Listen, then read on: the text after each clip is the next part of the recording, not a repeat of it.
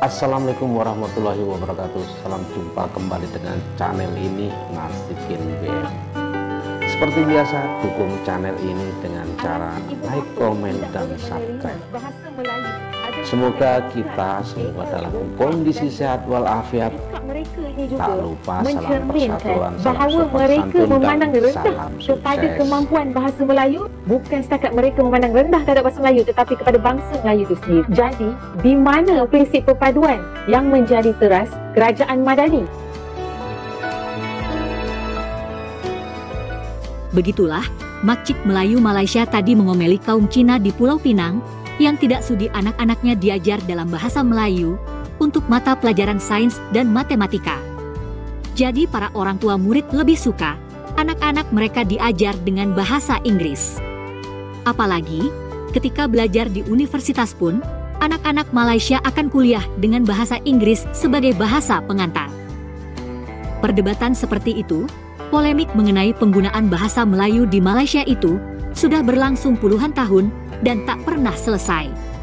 Tapi kami melihat yang jadi masalah itu bukan orang Cina atau kaum lain di negeri kasino tersebut. Tapi persoalannya justru ada pada kaum Melayu Malaysia sendiri, baik kaum Melayu asli maupun palsu. Kami berpandangan bahwa kaum Melayu negeri kasino itu amat egois atau mau menang sendiri, serta memiliki kepribadian yang terbelah. Intinya, sikap mereka itu membingungkan.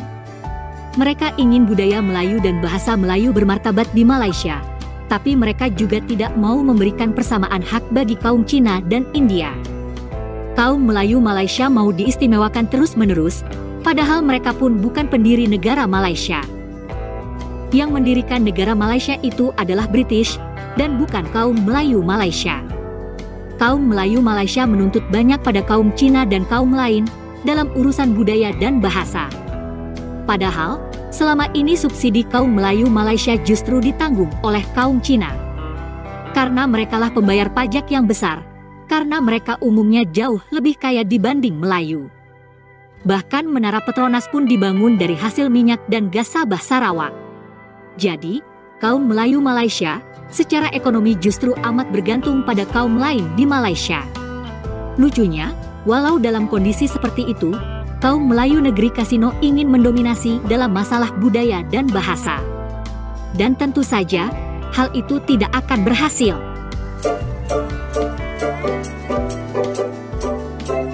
Kepribadian kaum Melayu Malaysia yang terbelah itu juga terlihat saat berdebat dengan orang Indonesia. Mereka sok paling Islami, sok paling Melayu, dan suka memberi label Melayu pada bahasa Indonesia. Pokoknya, mereka merasa jadi bangsa Melayu yang paling hebat di dunia ini.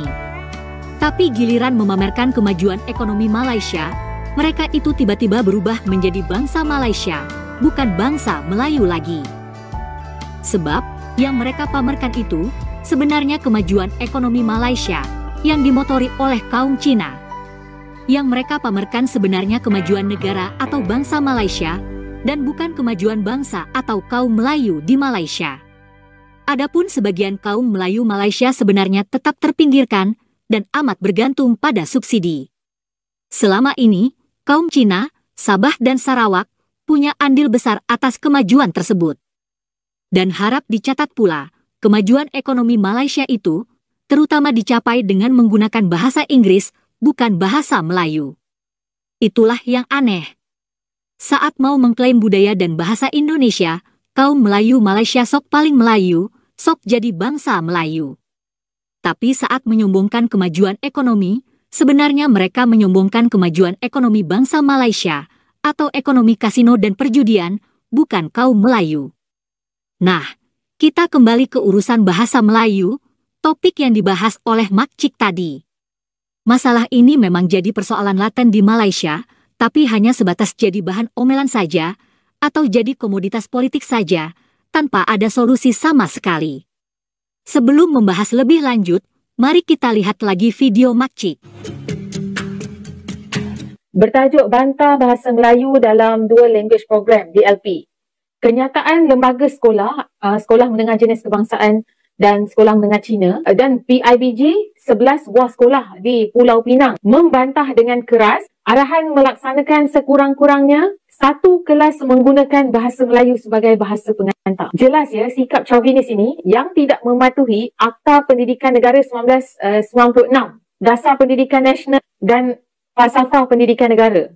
Alasan ibu bapa tidak boleh menerima bahasa Melayu adalah sangat dangkal, ego, bongkak dan resis.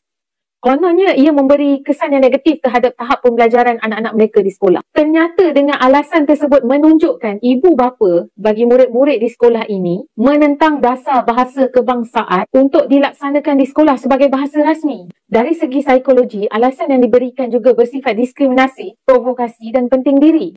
Sikap mereka ini juga mencerminkan bahawa mereka memandang rendah kepada kemampuan bahasa Melayu, bukan setakat mereka memandang rendah terhadap bahasa Melayu tetapi kepada bangsa Melayu itu sendiri. Jadi, di mana prinsip perpaduan yang menjadi teras kerajaan Madani? Permintaan atau desakan ini bukan keutamaan. Kita sepatutnya menjadikan mata pelajaran sains dan matematik ini dalam bahasa Melayu sebagai keutamaan. Jangan akur kepada desakan dan bantahan mereka. Ini bukan tentang anak-anak tidak kompeten. Ini adalah kerana ibu bapa mereka yang tidak mahu. Jadi, ahli keluarga daripada 11 sekolah Cina ini perlu diambil keterangan kerana resis dan mengancam perpaduan. Sedar dan hayatilah, kepentingan negara adalah lebih utama daripada kepentingan sesuatu kaum. Ribut bahasa seperti itu sebetulnya berakar dari kegagalan membentuk negara Melayu. Kaum Melayu Malaysia juga gagal membentuk bangsa Melayu atau satu bangsa dengan satu bahasa Melayu. Kegagalan inilah yang selalu ditangisi oleh kaum Melayu di negeri Kasino setiap hari. Negara Melayu gagal didirikan, lalu yang mendirikan negara Malaysia adalah penjajah British. Dan negara ini bukan hanya untuk kaum Melayu, tapi juga untuk kaum Cina, India, rakyat Sabah Sarawak, dan sebagainya. Jangan heran pula jika akhirnya kaum Melayu Malaysia tak sanggup memelayukan Malaysia. Karena negara Malaysia pun bukan ide mereka, dan bukan mereka pula yang mendirikan. Jangan harap pula kaum Melayu Malaysia mampu mematabatkan bahasa Melayu. Karena kaum Melayu memang bukan pemilik sejati negara Malaysia. Itulah yang menjelaskan kenapa bahasa Melayu Malaysia telah gagal sebagai bahasa resmi, bahasa kebangsaan maupun bahasa ilmu. Hal itu pula yang membedakan dengan rakyat Indonesia yang berhasil mendirikan negara Indonesia. Rakyat Indonesia juga mampu membentuk satu bangsa dengan satu bahasa. Dan akhirnya bahasa Indonesia bukan saja berhasil sebagai bahasa ilmu, tapi bahasa Indonesia juga telah menjadi bahasa dunia.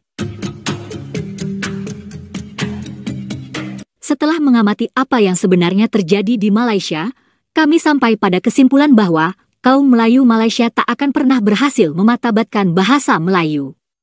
Lama-lama, bahasa Inggris yang pada akhirnya jadi bahasa pemersatu dan jadi bahasa ilmu di Malaysia, seperti yang terjadi di Singapura atau di banyak negara bekas jajahan Inggris yang lain. Kaum Melayu negeri Kasino boleh saja berilusi dan membuat dongeng apapun, tapi realitas sejarah yang telah terjadi berkata lain. Kaum Melayu Malaysia jelas bukan kaum pejuang. Inilah yang membedakan dengan bangsa Indonesia. Untuk mengukir sejarah baru, untuk mencetak peradaban baru, biasanya dilakukan dengan perang atau revolusi. Hal itu tidak terjadi di Malaysia. Bahkan reformasi pun dilakukan setengah hati. Itulah sumber kegagalan kaum Melayu Malaysia membentuk bangsa Melayu dan mematabatkan bahasa Melayu. Karena semua itu harus dilakukan lewat perubahan besar, yakni revolusi. Karena orang Cina dan kaum lain pasti tidak sudi dimelayukan jika dilakukan dengan cara biasa. Karena tak punya nyali untuk berjuang, akhirnya kaum Melayu Malaysia hanya menghibur diri dengan dongeng dan ilusi.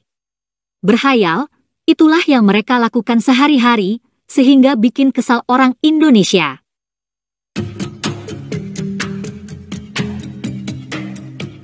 Dengan kata lain, kemungkinan besar Malaysia akan selamanya berubah melalui evolusi. Dan itu berarti, bahasa Inggris akan semakin dominan, dan bahasa Melayu semakin jadi bahasa kampung.